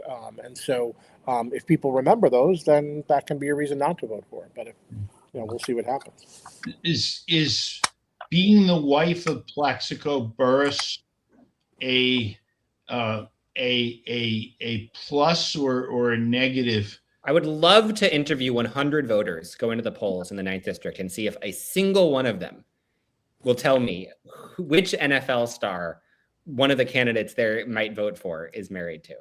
I would love to see if just a single one can do it. Yeah. Yeah. Not whether or not it's a benefit, but whether or not who it is in the first place. Right. Because you have really low name ID for both candidates.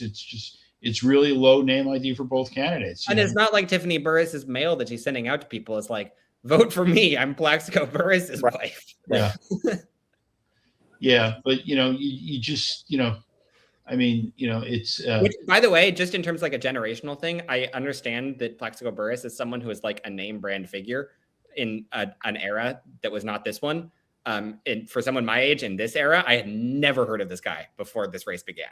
I will tell you guys that way before my time, Thomas Edison's daughter ran for Congress in a West Orange-based district and lost a Republican primary. Are you comparing Plaxico Burris to Thomas Edison? Plaxico Burris is kind of the Thomas Edison of those Super Bowl catchers.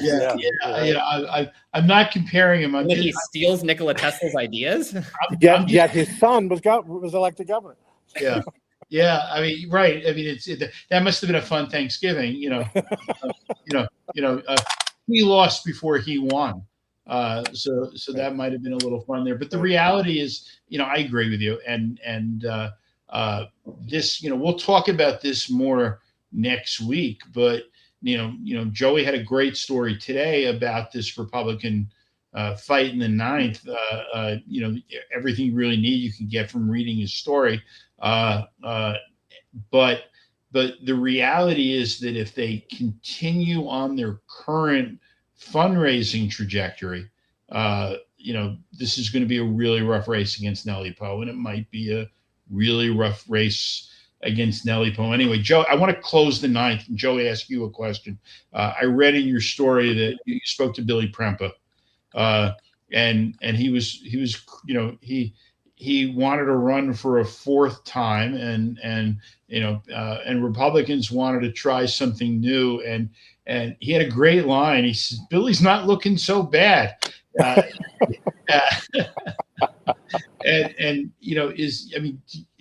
you agree? I think that part of his point was he always ran these very mavericky, untraditional campaigns that were all about kind of like strong social media strategy and a strong, really committed volunteer base in the district, and that almost entirely disregarded raising money, sending mailers, doing a lot of traditional campaign stuff.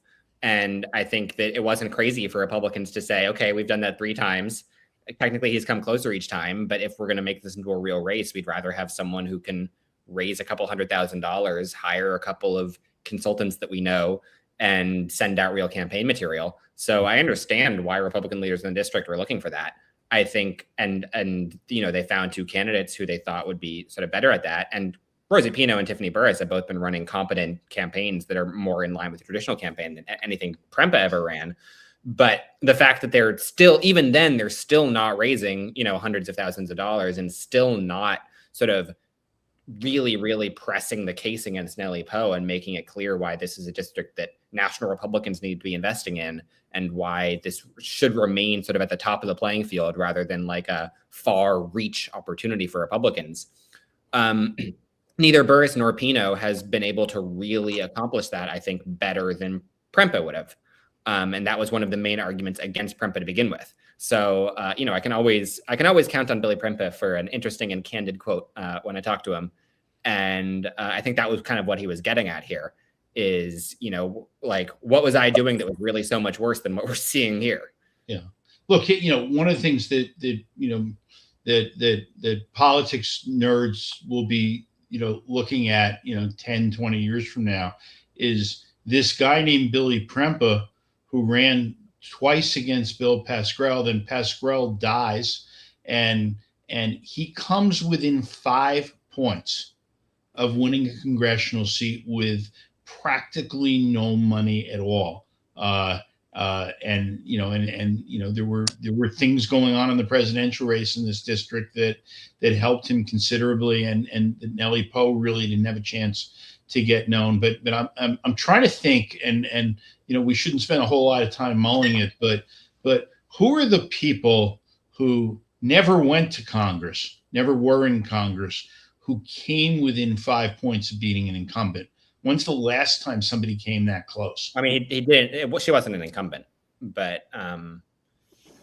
Sue Altman wasn't quite 5 points. I think it was, She was 5.5 6 points ultimately. She was who did, this is like this, I'm looking at really close races.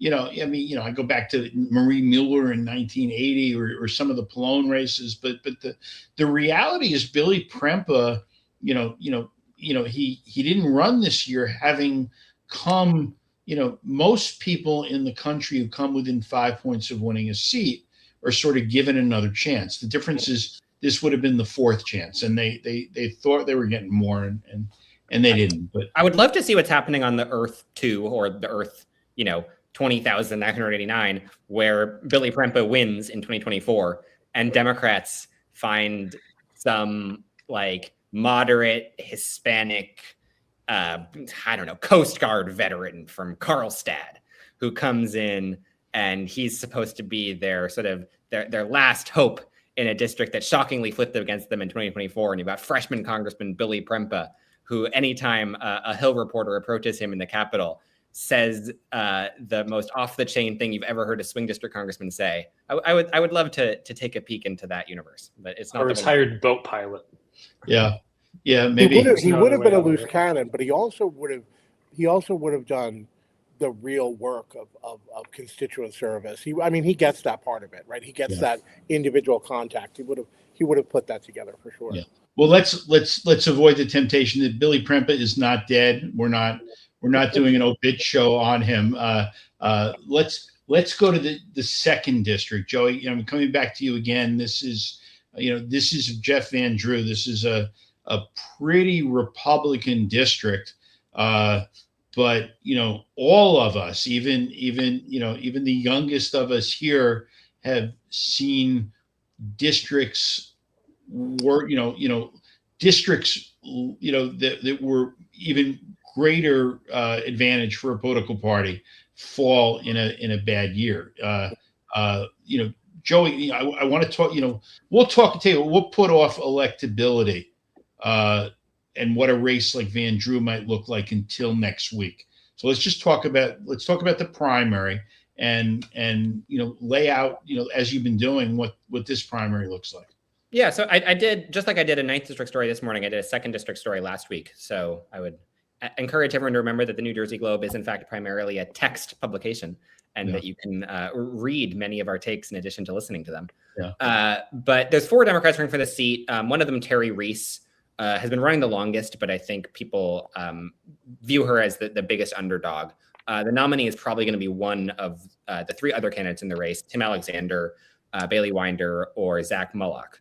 And I think each of them has a specific and compelling case for why, A, they should be the nominee, and B, why they might be the nominee, why primary voters might actually opt for them. Winder has been running the longest of those 3. He's raised by far the most money in the field.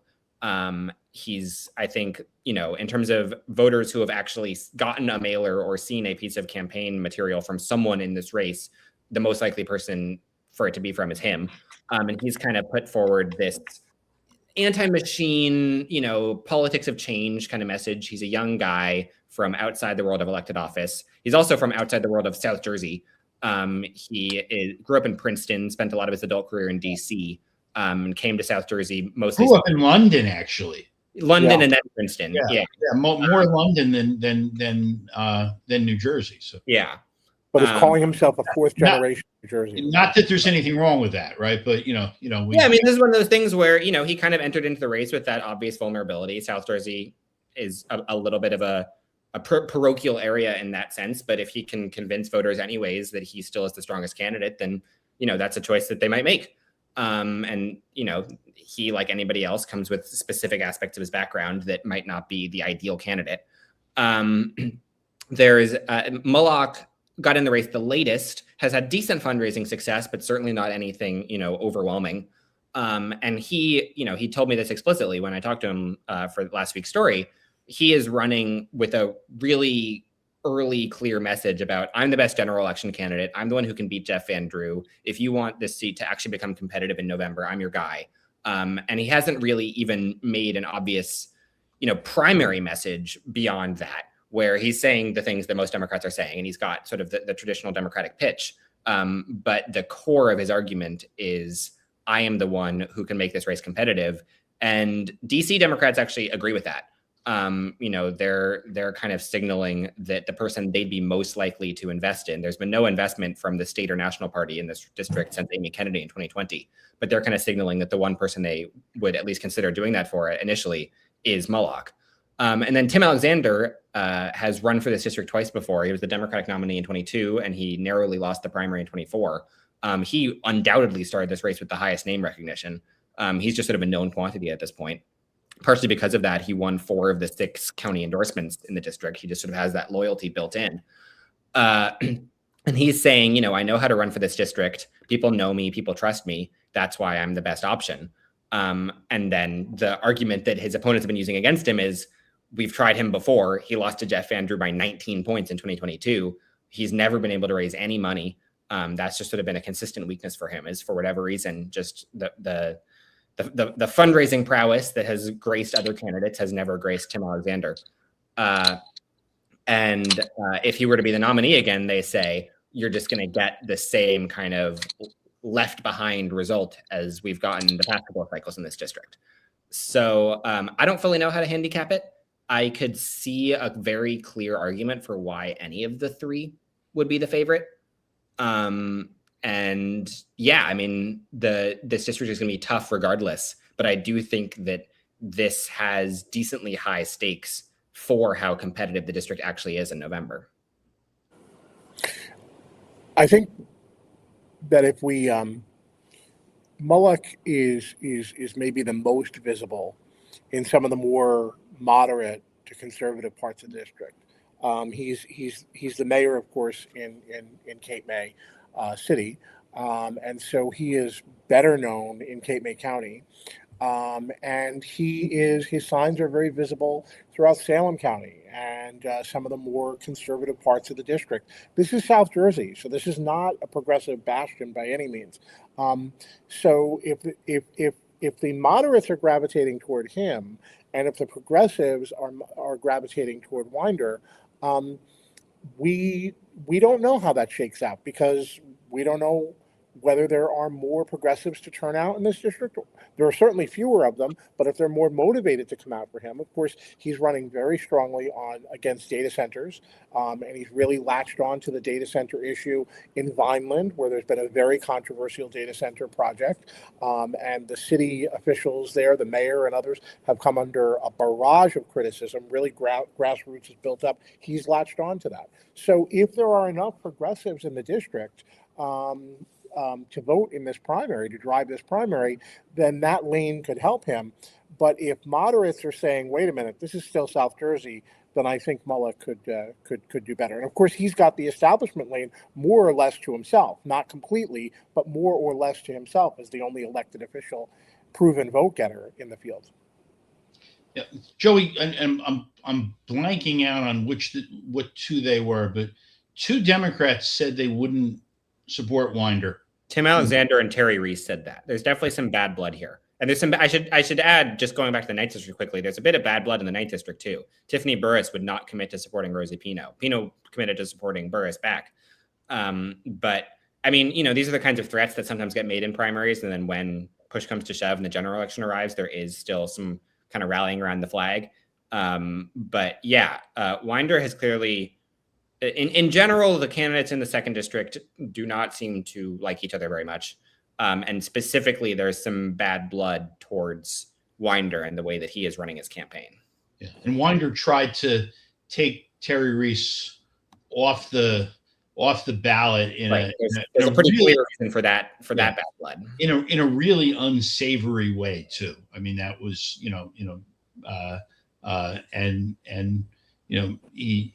he really wouldn't answer a lot of the details about connections to him, and quite frankly, I didn't care enough to just keep going at it full time to try and uncover it.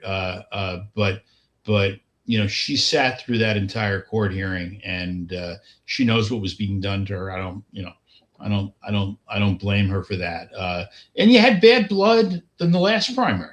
If you remember, Joe Salerno and Tim Alexander, that wasn't decided for close to a week. And Alexander didn't do anything for Salerno. And, look, the good part of it will come next week when we talk about, what the circumstances would be by which Jeff Van Drew gets defeated. But, and this is a tough district, but, again, those of us that are really old remember Bill Hughes beating Charlie Sandman in the Watergate landslide and handily, and then holding that seat for 20 years. And there is, and Micah, who's a native of this district will attest to this, there's an ability in the second district to forge personal relationships with constituents that I think is greater than any other congressional district in the state. Yeah. Well, Hughes certainly did it. Lobiando certainly did it, and Van Drew has certainly done it. And it's almost, as you say, irrespective of party. Things are more important than party. Yeah. So be interesting to watch. I will interrupt this broadcast with breaking news. As I did, I think, in our post-election last year, Ben Wishna of the George Washington University. So, Zach is immediately impressed by his acumen. It was Linda Stender against Mike Ferguson in 2006. It was a 1-point race. That's kind of what I was thinking, was one of those Ferguson races. Yeah, she is the closest to have, wow, not won and never served in Congress than Prempa. Anyway, we want to talk a little bit about the 8th. We're not in a position in the 8th this year that we were 2 years ago with Ravi Bala running against Rob Menendez. But, Joey, why don't you, quickly lay out that race too? Yeah. So, it's Musab Ali, former president of the Jersey City Board of Education, running against Rob Menendez. And I think that, on a kind of basic level, some of the dynamics are definitely repeated from the 2024 race, where that was heavily about both sort of Bala was running kind of an anti-machine and particularly anti-Hudson machine race. He was running as sort of the vanguard of the growing Jersey City, Hoboken kind of progressive coalition. And he was running against Rob Menendez's father in absentia, right? Look at this guy on our ballot named Robert Menendez. We don't want any more Robert Menendezes in Congress. That was a pretty explicit message that Bala was making. And this race is sort of a muted version of that. Ali isn't hammering on the Bob Menendez thing as hard, in part because Bob Menendez has become a political non-entity in New Jersey. He's sort of trying to activate the same progressive coalition that Bala did. But you have to think of sort of Bala versus Menendez as a baseline in this district. And that was a race that Menendez won. I believe it was 52-40 were the final numbers. So, competitive. That's certainly closer than most challengers get to unseating an incumbent in primary. But also that's a ton of ground to make up. And instead, the opposite has happened, where some things that broke in Bala's favor have broken in Menendez's favor this time, where, some of the sort of progressive coalition in Jersey City and Hoboken has splintered. Like, you've got Hoboken Mayor Emily Jabor, who is a Bala supporter, is now a Menendez supporter. Bala had this big network of fundraising and super PAC spending on his behalf. Ali does not have that. Ali argues that this district has only grown more progressive and voters are even more interested in rejecting Menendez than they were before. Maybe that theory of the case will be borne out, but I think that, the data that we have indicates that that's less likely to be true. The one other interesting factor in this race is that an AI super PAC suddenly started spending hundreds upon hundreds of thousands of dollars on the race last week. Ali argues, and I think it's a very reasonable argument to make, that he's actually closer than people think, that this is a race that is actually a serious race, and that Menendez's allies in the AI industry, and then to a lesser extent in the crypto industry, are concerned enough about him to want to make sure that he wins. There's also sort of the theory that sometimes these industry PACs, because they just have so much money in general, they've got millions upon millions of dollars, sometimes they just drop big sums on races, even ones that aren't competitive, as kind of a, here's what we can do. Here's us claiming our territory. Here's us marking our turf. And if we want to help an incumbent get reelected and we want to be part of their coalition, we can easily spend a whole bunch of money to do that. And it's like, barely anything for us. So like one of how the many Yeah. how many hundreds of thousands did Uber spend on various candidates last year in the gubernatorial race? Like 4 different candidates got north of Right, 200,000. bizarre dynamic. Something. Yeah, that, so I mean, we definitely see that from tech money and stuff. Yeah. Typically, that was always kind of the the AT&T's corporate PAC will give the max donation to every member of the House Energy and Commerce Committee. That was sort of the traditional way of doing this kind of, corporate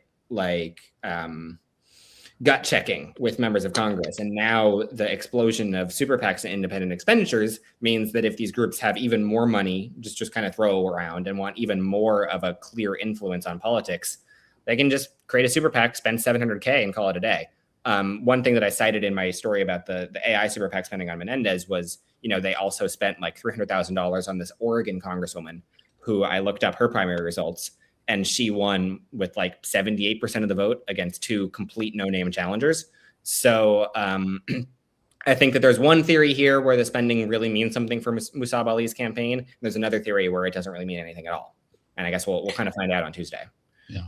So the progressive lane here is interesting too, I think, because anecdotally, I've seen, some of those Jersey City, Hoboken progressives say that, they're pretty happy with how Rob Menendez has done in his term, especially as he has allied with LaMonica McIver and Bonnie Watson Coleman to really be aggressive in handling Delaney Hall and also down to Elizabeth with that detention center. And so I don't know if that lane is as open as it was 2 years ago.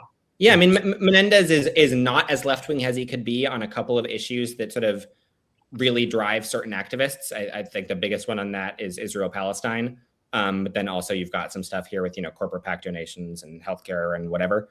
But I think that on a lot of the issues that are really, really motivating voters this year, the biggest 2 being hating Donald Trump and fighting back against ICE. It's tough to really have anything against Menendez. Like, it's pretty clear that he is not just sort of on the side of that, but really specifically out there for that. Going to all of these Delaney Hall oversight visits and leading the charge on a lot of this stuff. And he has Brian P. Stack turning out. Yeah, and there's also the basic mechanical things about how this district works, where sure, you can get 65% in downtown Jersey City, but if Brian Stack is countering that with 90% in Union City with twice the turnout, then the math just no longer maths for you. Yeah, Stack told me earlier this evening that he was out canvassing for Menendez, and sending people out, going door to door. So he's, they don't take things for granted in Union City. But you do have to kind of wonder. They didn't take things for granted anywhere in the 2024 race. Like, everywhere that was pro Menendez was activated for Menendez because they realized it was a real race. One potentially sort of bullish case for Ali that you could make here is, yeah, sure, Brian Stack is going to be motivated no matter what the context. But will the same machine be sort of pushing out Menendez votes in Elizabeth or Newark or North Bergen? Maybe to a lesser extent than, because they're not as engaged as they were in 2024. And maybe that's a case that you can make where Ali makes a few inroads that Bala wasn't able to. I don't know whether that will be true, but that's at least sort of an argument you could make. Let's very quickly go through the here's nothing, guard it with your life list. Just races we'll be watching. District 3 to pick an opponent for freshman Herb Conaway. Jason Cullen, Michael McGuire, Justin Barbera.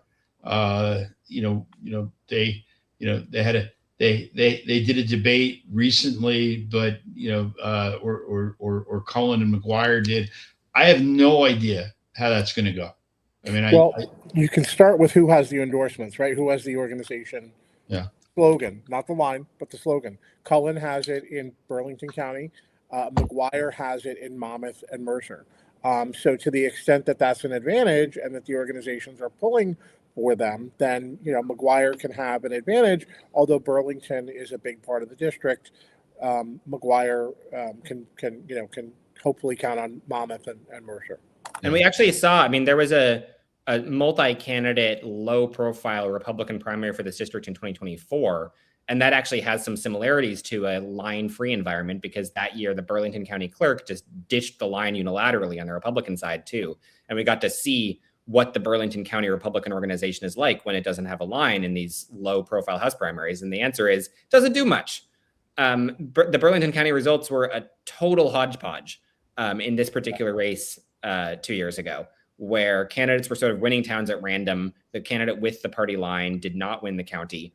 It was all just kind of all over the place. It wasn't entirely clear what voters were basing their votes on. And now that's just going to be kind of replicated district-wide. And I don't know who that benefits. Yeah. Cullen and McGuire also have nearly identical fundraising, about $70,000 raised, $67,000 spent, and like $3,000 or $4,000 on hand. It's like a carbon copy. And Cullen's, I guess, only claim to fame is he's the only one in this race that's running against Chris Christie. He was an Two of these candidates have run for governor, 2 out of the 3. Yeah. Right, Barbera did too. You're right. That's that's odd and ultimately unimportant. So, District 4, I'm not hearing any reason why Rachel Peace doesn't beat John Blake in the primary to take on Chris Smith, who was first elected in 1980. So, this is, John Lynch wins again there. And just interrupt me if you think there's anything different. Is there any of you think that Frank Pallone's in any trouble at all against 2 primary opponents? Raise your hand, Zach, if you think Frank Pallone is in trouble. Immediately turns camera off. Yeah. I won't fall for these tricks. Nope. I kind of think with Pallone, and then I'll just combine this one with Mejia. Both of them are facing sort of a smattering of not super well-known challengers. I'll be just interested to see. I think the chances that they lose are functionally 0%, but I'll just be interested to see what percentage of the vote they get. Yeah. If Pallone gets 80% of the vote, then that's sort of like, great. He's still, widely liked in the district. Nobody really cares that he's in his 70s, even though there's a sort of anti-older congressperson mood right now. There's, like a small subset of progressive voters who like one of his opponents better, or just sort of cranky about everything and don't like him, but everything's fine. If Pallone is winning with 62% of the vote and his 2 opponents are combining for 38%, then that's like time for Frank Pallone to kind of update his political organization and make sure that he doesn't have a whole bunch of like angry, Democratic critics who are looking for an alternative. I'm betting closer to 80 though. So I think that's right. Yeah. I think that's definitely right. He's not caught off guard.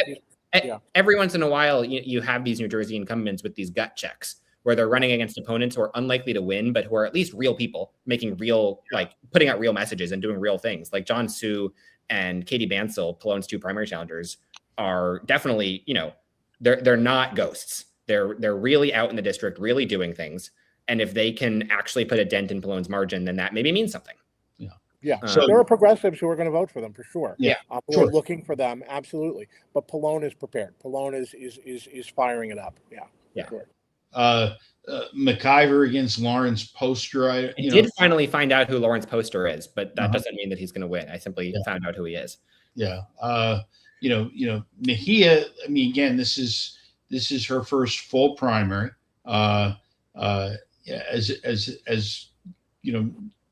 on the ballot with other people. She's undoubtedly going to win, and I think she's going to win by a healthy margin, but I'm not looking as much about what Justin Strickland and Don Crescitello and with 3 former statewide candidates running for Congress, all likely, potentially losing the primary, but Crescitello ran for the U.S. Senate against Frank Lautenberg in 1982. That's how long he's been around, but she's not in any trouble. The question is the issues that she had with some Democrats post primary. Are we gonna notice anything in the primary? Is she gonna? Nobody else is spending any money. They're not. This is not serious campaigns. But it's functionally an approval vote on Ana Lilia Mejia. If you vote for her, then that's a thumbs up to Congresswoman Ana Lilia Mejia. And if you vote for anyone else, that is a thumbs down. Yeah. And I think that her sort of remaining intra-party critics like Tahisha Way and Rosie Bagoli, who are thinking about running in 2028, they have to be looking at this basically approval vote as kind of a, okay, what's my floor here? If, her three opponents, like in the Malone race, if her three opponents combine for 18% of the vote, then that means that anybody who runs against her more seriously in 2 years will have a ton of work to do to convince a whole bunch of voters that actually Mejia is bad.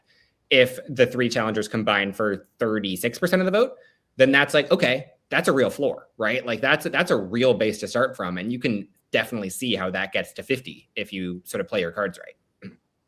Okay. And you have to look specifically at like Livingston. Like, does Mejia dip below 50% among Livingston Democrats? Right. Yep. And Livingston has, Livingston's got, you started me on this, but Livingston's got 6 candidates in the Democratic primary for three council seats, including 2 incumbents, and that doesn't usually happen there. So you're going to have a big turnout there. And that might be a bellwether. Of course, I think Livingston's the bellwether for everything. So I want to really quickly. If Livingston was the bellwether for everything, then we'd have a Congressman Joe Hathaway right now. Right. Well, because Anna Lilly is still one Livingston. So and Livingston is not the town of that I was in or former Governor Kane. It too has had a whole lot of changes. Let's segue really quickly because we're gonna stop this promptly at 10 o'clock. Essex County has big turnover on the at-large county commissioner seats. They've got 4 candidates. 3 of them are, they had 3 incumbents retire. That's a 6-way race. Really hard when you don't have the party endorsement to raise enough money to build name ID among 350,000 potential Democratic primary voters. So, that's a place where I think the organization is likely to prevail. Can I mention Passaic County next? Yes, you can. I think this will be one of the most interesting races in the entire state next week. A huge test for the county party, who are running 2 party-backed people, incumbent Orlando Cruz for commissioner, as well as Nick Pilecki. But they're facing a serious challenge from a senior advisor at Care Action New Jersey. It's a Muslim advocacy group. And that challenger is Ali Al-Jara. And he has made this race national, actually. Bernie Sanders endorsed him. Newark Mayor Baraka endorsed him. Katie Brennan and Ravi Bala from Hudson County have endorsed him. And so Passaic County, they've called in backup with endorsements from Mikey Sherrill, Nellie Poe. And so this will be a really interesting establishment versus progressive race next week. Yeah. And it is a real serious race, and fingers crossed that we have election results from Passaic County. The Chairman Curry will deign to release them before 11 o'clock p.m. But that's a discussion for another time. Cumberland, Micah, do you want to close this with Cumberland? Sure. Oh, we're not doing Mercer? We're not. We absolutely are doing Mercer. I'm sorry. Okay. Yeah. All right. Okay. Why don't you do both? That's fine. Okay. All right. So we have primarily 2 slates and then some running for the county commissioner seats in Cumberland. And of course, this is a control election. This is one of those counties that a few years ago was headed very, very Republican in the wake of Jeff Van Drew's flip and Michael Testa, his succeeding Jeff in the state assembly, in the state Senate. Since then, it's come back a little bit. Mikey Sherrill won the county. So you have the organization is supporting Ron Francisini, a name who's been around in Vineland, who's been on the school board, Paul Sakar, who's been involved, and Joe Pepitone, who are running against an outside slate, a non-endorsed slate, Darwin Cooper and Jasmine Gomez-Dempy and Tanisha Gomez and LaRue Smith. We'll see if the organization is going to flex its muscle here. As you know, the organization has had serious splits in the last few years. and we'll see if they can come back together this year to win as many of those seats as they can to be able to potentially flip control back of the county to Democrats. They only need to flip one out of the three in order to win control back, right? Yes, they do need to flip one of them. Yeah, that's right. That's right. So it's a real shot for them, but they have to not be divided as they've been in the recent past. Right. Yeah. Zach, I will give you your one assignment post pre-primary live stream, which is that you need to Google Joe Pepitone and then know why he has a different name ID in North Jersey than he does in Vineland. There you go. Yeah. There are a couple of families like that. The Luciano family, Duke Luciano, very, I'll just say in waste disposal in Vineland for many generations, but also a New Jersey name for different reasons entirely. Yeah. There are people like me that view the Rasmussens as sort of notorious. You might be the waste disposal business. Yeah, we came in 1979, and believe me, we are never not reminded of that. Yeah. People should go back and watch the Inside Edge on Elmer Ween, and they can learn, a little bit about Cumberland in the old days. We're actually ending right on time. We'll go to David. I just want to throw in Mercer very, very quickly. Oh, I'm sorry. No, it's okay. Not again. No, it's okay. And I'm the one who's pushing for 10, but I'm okay. So don't worry about it. We have two current county commissioners who are being challenged, Lucille Walter and John Cimino. Lucille Walter's been on the county commissioner board for a very long time, for decades. Cimino has been going on 20 years as well. His father, of course, legendary Mercer County Democrat who was in the state legislature and executive director of the Assembly Democrats, right? Just an institution. They are being challenged by Nakia White-Barr, who is African-American. And really, I got to moderate this debate last week, and they're all good candidates. They do not have a ton of daylight between them, not a lot of difference between them. But she's really Barr is making an issue out of the diversity of the board, or the lack of diversity of the board. And she says the last time a Black woman was on the board was when Shirley Turner was a member of the commissioner board, Freeholder board. Of course, there are African-American men on the board, but she's looking to break through there. The organization is taking it seriously. They don't want to take any chances. They are firing up to see if they can, get the vote out for Walter and Cimino. The organization that ironically also endorsed Barr, because all three of them technically split the endorsement. They have that funky rule where if you get over, what is the threshold, 40%? 40%, yeah. 40%. And the way that they did the math, all three of them cleared 40%. Use the organization slogan. All three of them are using the organization slogan. So there's not a differentiation on the ballot between the three of them. Yeah. And sometimes some people on the paper ballots who just vote for all three. Right. Yeah, and I wouldn't be surprised if that happens. We should never lose sight of the fact that there are people who lose primaries who, we touched on it a little with Zwicker, who turn out to have, extraordinarily successful political careers. White-Barr could be, she could be one of those candidates. I think back to the 2000 primary that Mike Ferguson won for an open seat. Tom Kean Jr. Came in second in that primary. The guy who came in last, single digits, was Patrick Morrissey, who is now the governor of West Virginia. And so you never know, but there are candidates in this race that we've talked about tonight, whether it's Michael Roth and Jay Weinker and Musab Ali, who ran a good race for mayor last year. Young candidates that I think we're not finished hearing from for a while. They may win on Tuesday, but if they don't, I don't think you dismiss anybody like that. Yeah. So. Yeah. I mean, I think we're going to see movement sooner or later within the Mercer County elected officials, right? I mean, Shirley Turner is, whether she runs again next year or not, she won't be continue in office forever. And if she leaves office, then Verlina Reynolds-Jackson may have aspirations. If she does not succeed, right? So there could be a whole chain of events. And you're right. I mean, they could look toward White Bar as a possible space there. Yeah. Anybody have? I've said all I need to say for tonight. Anybody else have anything? So.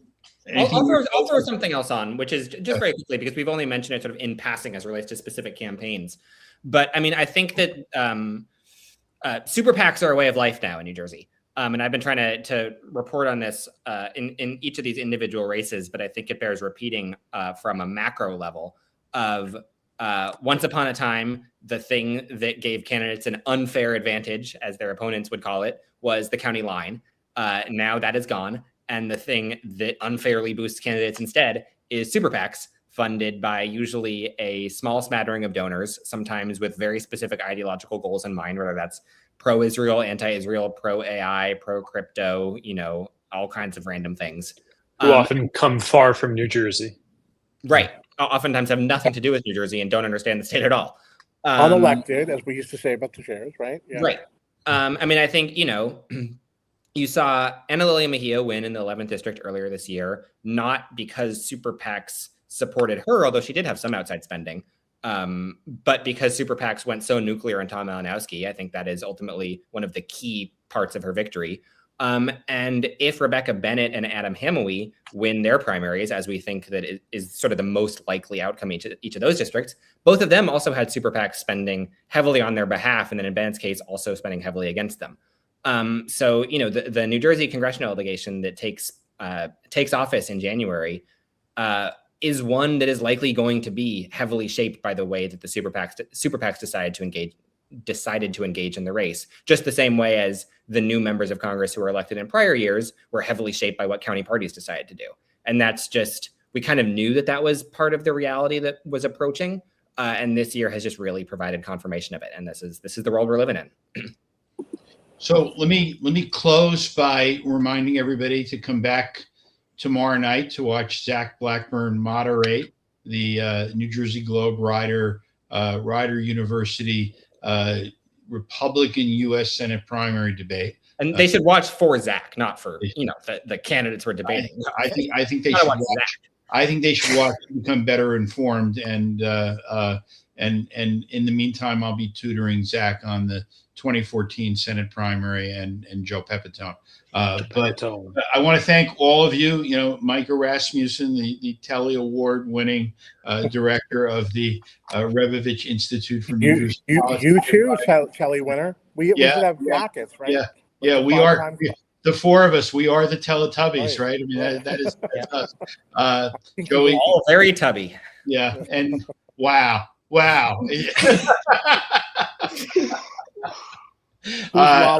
I think 10:07 is a really good time to sign off. Thank you, Joey Fox. Everybody remember to vote. Everybody remember to vote on June 2nd and tune in for our post-primary live stream. Right. And as I always say, if you voted by mail, take responsibility for your own ballot. Make sure that it's been received, and don't let anybody disenfranchise you. And tell people that if they think they're registered and they're turned away, go see a judge and get to the bottom of it. Thanks, everybody. And we'll be back tomorrow night for the debate and next week with the post-election review.